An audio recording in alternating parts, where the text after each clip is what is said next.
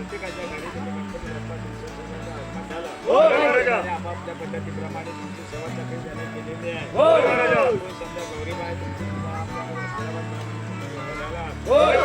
आज तुमची वटी बनली, तुमची खानदानी मिळून सगळं तुमचं काय महाराष्ट्राचा होतं तेव्हा तुमच्या अलंकार मिळवून सगळ्यांची सेवा केलेली आहे.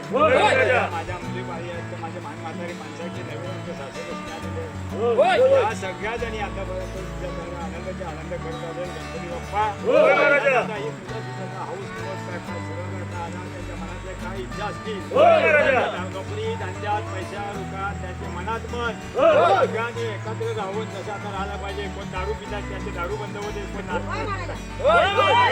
बंद होत सगळ्यांना एक मत आता वागतात तसं तेव्हा तुमच्या पुढ्यात त्याने हात राहायला पाहिजे.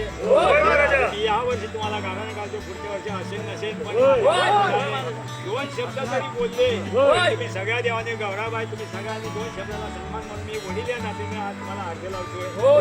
मुलं मुंबईला काही पोटापाण्यासाठी आहेत. माझ्या सासूरस्ती तिच्या घरात नाही. त्या सासूरस्तींना किंवा माझ्या असणाऱ्या सुना दुवा किंवा माझ्या माझ्या भगिनी आज सगळ्यात माझी वेगळी हे माझे पुतणे आहेत. हे सगळे मुला पोटासाठी बाहेर आहेत. आज ते नोकरी यांना करतात. हे इथं काय गाडी भरत चालवतात. त्याच्या पाठीशी उभे तू गौराबाई गणपती बाप्पा त्यांच्या पाठीशी खरोखरच उभे राहून त्यांच्या मनात इच्छा पूर्ण करून पैसा लागून पैसे मिळवून देऊन त्यांचे मनात मन सगळं घालून असतात त्यांना गावाकडे आनंदाच्या गोष्टी सगळ्या घडवण्याकरता प्रयत्न कर. चांगलं चांगलं करतात. सत्यनारायणची पूजा घालताय. आनंद शिमग्याचा करताय. तुमचा आनंद करताय.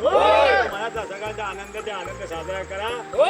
त्यांच्या मानाचा मान तुम्ही सांभाळून घ्या. आणि त्यांच्याकडे हातून काही सैलबट झाला असेल, काय चलचूक झाली असेल, काही लागला असेल, गौरीबाई तुम्हाला सुद्धा हातबट चुकून लागला असेल तर सगळ्यांनी तुम्ही काय राहा चुकूसा करू नका. आणि सगळ्यांच्यावर दयामाया ठेवून सुख शांती द्या. आणि असं त्यांना एकत्र वाडीच्या वाडी भरगच्च राहून सगळ्या कामाला एकत्र यावेच. मनात मन घालून चांगला कार्यक्रम करून द्या. गणपती बाप्पा.